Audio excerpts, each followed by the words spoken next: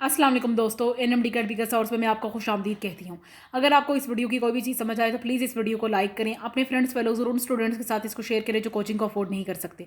इसके साथ ही अगर आप हमारे चैनल पर नए हैं तो प्लीज़ हमारे चैनल को सब्सक्राइब कर दें, साथ ही बेल आइकन के बटन को प्रेस कर दें ताकि आपको हर नई आने वाली वीडियो का नोटिफिकेशन सबसे पहले मिले। ये टॉपिक फ्रेश ऑफिस स्टूडेंट्स और एनएमडी कैट स्टूडेंट्स के लिए इक्वली एप्लीकेबल है। कैल्विन साइकिल को हम स्टार्ट करने जा रहे हैं। कैल्विन साइकिल के बारे में लिखा हुआ है कि Calvin cycle is apply to series of metabolic reaction. Series of metabolic reactions होते हैं कैल्विन साइकिल में, जिसमें कार्बन डाइऑक्साइड को रिड्यूस करके ग्लाइसरल्डिहाइड 3 फॉस्फेट बनाया जाता है, जो कि एक कार्बोहाइड्रेट है, एनर्जी रिच कार्बोहाइड्रेट है। याद रखिएगा ये रिएक्शन जो है मेलविन कैल्विन और इसके कोवर्कर ने कैलिफोर्निया की यूनिवर्सिटी में इसको डिस्कवर किया और इस वजह से इन्हें नोबेल प्राइज मिला 1961 में। ठीक है, कैल्विन साइकिल जो होता है वो 3 फेजेस में डिवाइड किया जाता है, जिसमें कार्बन डाइऑक्साइड फिक्स होती है, देन रिड्यूस हो जाती है, देन कार्बन डाइऑक्साइड एक्सेप्टर दोबारा से आपके पास रीजनरेट हो जाता है। कार्बन फिक्सेशन का अगर मैं आपके साथ डिस्कस करूँ तो कार्बन फिक्सेशन के बारे में तो कहा जा रहा है कि one of the key substrate in this process is that 5 carbon phosphorylating sugar called the ribulose bisphosphate. Ribulose bisphosphate जो है वो एक की सब्सटेंस है इस रिएक्शन में, जो 5 कार्बन शुगर है आपके पास। It is generally known as carbon dioxide acceptor. Ribulose bisphosphate को कार्बन डाइऑक्साइड एक्सेप्टर इसलिए कहा जाता है। कार्बन डाइऑक्साइड एक्सेप्टर को जो हम है क्या कहते हैं, राइबोलोज बिसफॉस्फेट को कार्बन डाइऑक्साइड एक्सेप्टर भी कहते हैं, क्योंकि कार्बन डाइऑक्साइड के साथ कंबाइन हो सकता है with the help of the ribulose bisphosphate carboxylase या ऑक्सीजनेज। एक इंजाइम का नाम बताया जा रहा है, रुबिस्को इंजाइम है। ठीक है, रुबिस्को इंजाइम की मदद से राइबोलोज बिसफॉस्फेट जो होता है वो कार्बन डाइऑक्साइड एक्सेप्टर के साथ कंबाइन हो जाता है। 3 intermediate molecules of 6 carbon are form during this reaction. याद रखिएगा कि 3 इंटरमीडिएट मॉलिक्यूल्स बनते हैं और उसमें से हर इंटरमीडिएट मॉलिक्यूल जो है उसके पास 6 कार्बन मौजूद हैं। 3 इंटरमीडिएट मॉलिक्यूल बनेंगे, लेकिन हर इंटरमीडिएट मॉलिक्यूल के पास 6 कार्बन है, तो टोटल हमारे पास 18 कार्बन हो गए यहाँ पे। These molecule are unstable and exist for such a short period. ये मॉलिक्यूल्स आपके पास क्या होते हैं, अनस्टेबल होते हैं। ये मॉलिक्यूल आपके पास अनस्टेबल है और इतने शॉर्ट टाइम ऑफ पीरियड के लिए एग्जिस्ट करते हैं कि इनको आइसोलेट भी किया नहीं जा सकता। ज़ाहिर सी बात है, अनस्टेबल है तो हमें इन्हें ब्रेक करना पड़ेगा। हर 6 कार्बन वाला जो 3 इंटरमीडिएट मॉलिक्यूल है वो ब्रेक हो जाएगा और 2 मॉलिक्यूल्स ऑफ आपके पास 3 फॉस्फोग्लाइसरेट बन जाएंगे। ठीक है, इसको 3 फॉस्फोग्लाइसरिक एसिड भी कहते हैं। आपके पास जो 3 मॉलिक्यूल्स थे वो टूट के अब 2 मॉलिक्यूल्स ऑफ 3 फॉस्फोग्लाइसरेट में कन्वर्ट हो चुके हैं और उनके पास हर के पास जो है वो 2-2 3-3 कार्बन आइटम्स मौजूद है, यानी टोटल हमारे पास 6 कार्बन आइटम्स मौजूद हैं। ठीक है, since the carbon of inorganic compound becomes a part of organic compound in this phase it is known as a carbon fixation. जाहिर सी बात है, इनऑर्गेनिक कंपाउंड जो है वो ऑर्गेनिक कंपाउंड बन गया है क्योंकि कार्बन डाइऑक्साइड इनकॉर्पोरेट हो चुकी है साइकिल में, तो इसे हम कार्बन फिक्सेशन भी कहते हैं। First stable compound kelvin cycle में जो था वो 3 कार्बन कंपाउंड था, 3 फॉस्फोग्लाइसरिक एसिड था, इसलिए हम इसे C3 पाथवे भी कहते हैं, यानी कैल्विन साइकिल को हम C3 पाथवे भी कहते हैं। यहाँ पे मैं आपको एक बात बताना चाहूँगी, जो हमारे पास 3 इंटरमीडिएट मॉलिक्यूल्स बने थे, 3 इंटरमीडिएट मॉलिक्यूल्स जो बने थे, याद रखिएगा उसमें 6 कार्बन एटम्स थे और हमारे पास जो यहाँ पे 2 आपके पास बने हैं 2 मॉलिक्यूल्स ऑफ 3 PGA।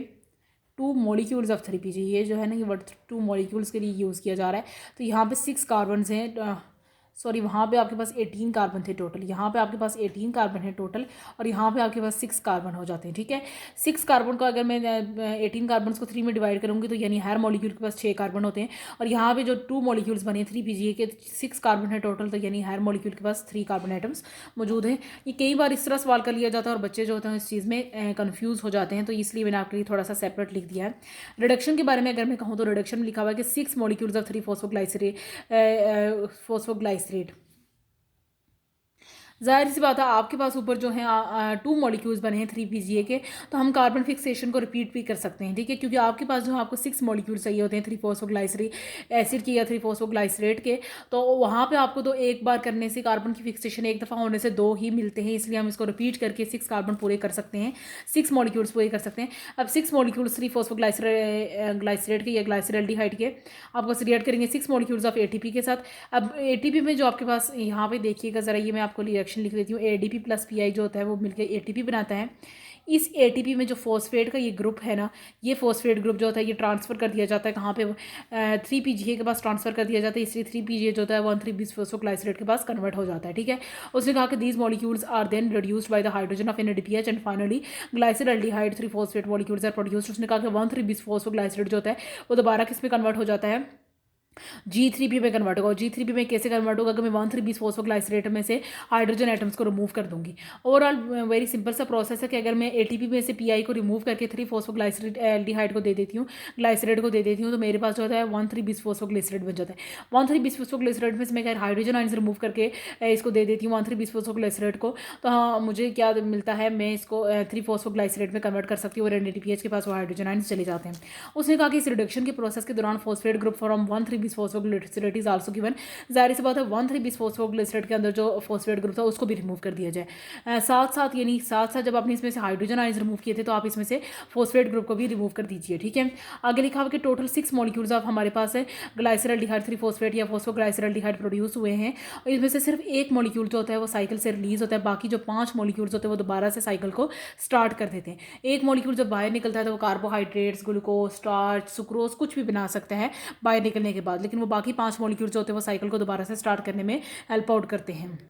ये कार्बन डाइऑक्साइड एक्सेप्टर का हमारे पास वो लास्ट स्टेप है जिसमें कहा कार्बन डाइऑक्साइड एक्सेप्टर दोबारा से रीजनरेट हो रहा है।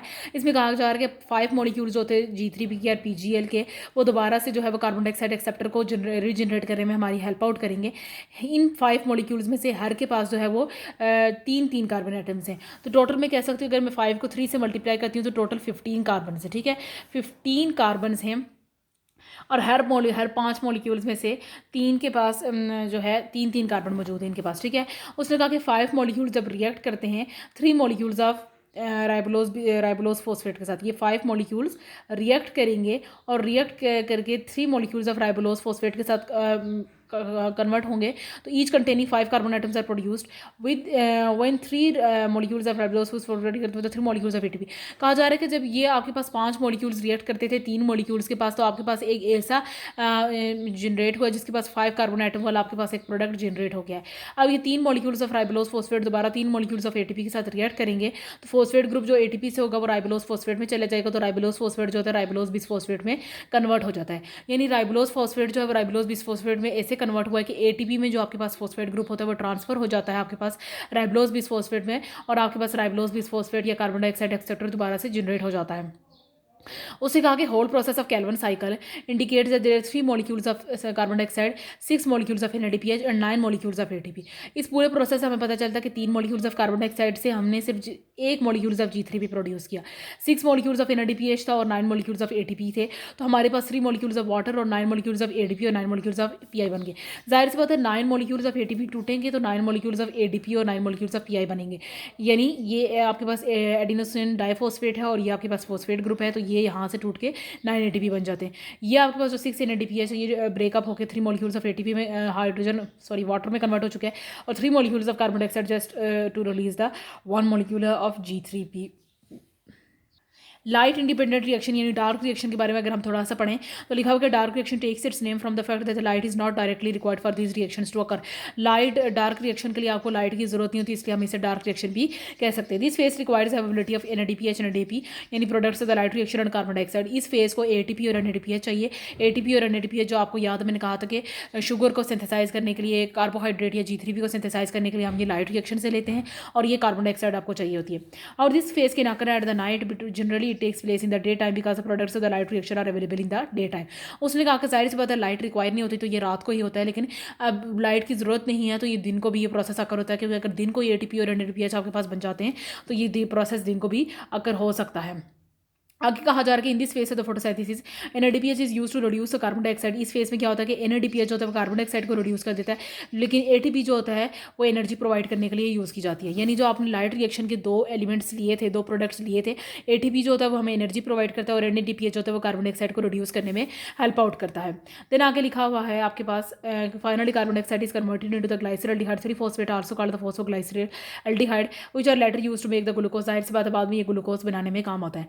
डार्क रिएक्शन जो होता है वो एक कॉम्प्लिकेटेड पाथवे है, जाहिर सी बात इसको कैल्विन साइकिल या C3 पाथवे भी कह सकते हैं, लेकिन कुछ प्लांट्स में जो है वो कैल्विन साइकिल के अलावा एक और पाथवे भी आकर होती है जिसे हम हैच स्लैग साइकिल या C4 पाथवे भी कहते हैं। हैच स्लैग साइकिल और C4 पाथवे भी कैल्विन साइकिल के अलावा आकर होती है कुछ प्लांट्स में। The plants in which only Calvin cycle occur during the reaction is known as a C3 pathway. ऐसे प्लांट्स जिनमें सिर्फ कैल्विन साइकिल आकर होती है उन्हें हम C3 पाथवे कहते हैं, और ऐसे प्लांट्स जिनमें कैल्विन साइकिल है और हैच स्लैग साइकिल दोनों आकर होते हैं तो हम उन्हें C4 प्लांट्स भी कह सकते हैं। पिछले हमारी वीडियो में जो था वो लाइट डिपेंडेंट रिएक्शन का पाथ ये थोड़ा सा पैच रह गया था, तो मैंने सोचा इस वीडियो में इसको भी डिस्कस कर लिया जाए। अगर हम लाइट डिपेंडेंट रिएक्शन की इस फेस को देखते हैं तो लिखा कि लाइट डिपेंडेंट रिएक्शन जो होता है इसमें लाइट अब्जॉर्ब होती है फोटो सिस्टम के जरिए से, इलेक्ट्रॉन्स एक्साइट होते हैं, देन इलेक्ट्रॉन ट्रांसपोर्ट चेन में मूव करते हैं, देन केमियोस्मोटिक सिंथेसाइज ऑफ एटीपी हो जाती है, एनएडीपी रिड्यूस हो जाते हैं और एनएडीपीएच बन जाते हैं।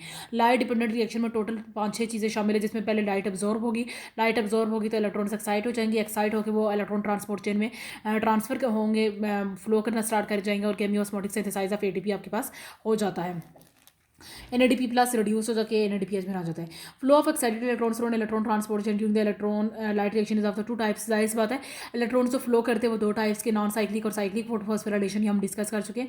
नॉन साइक्लिक फोटोफॉस्फोराइलेशन में कहा जा रहा है कि after leaving the photo system do not come back. जाहिर सी बात है जब एक दफ़ा इलेक्ट्रॉन्स फोटो सिस्टम को छोड़ देते हैं तो दोबारा वापस नहीं आते फोटो सिस्टम में, ये इलेक्ट्रॉन्स अपने एनर्जी को लूज कर देते हैं और वो किसी और मॉलिक्यूल में शामिल हो जाते हैं। लेकिन साइक्लिक फोटोफॉस्फोराइलेशन में ऐसा होता है कि साइक्लिक इलेक्ट्रॉन्स अपने फोटो सिस्टम को छोड़ने के बाद दोबारा फोटो सिस्टम में वापस आते हैं और ये the most important event in the light reaction is a product of production of ATP. जाहिर सी बात है एटीपी जनरेट होना ही लाइट डिपेंडेंट रिएक्शन का मकसद है, जिंदगी का मकसद है।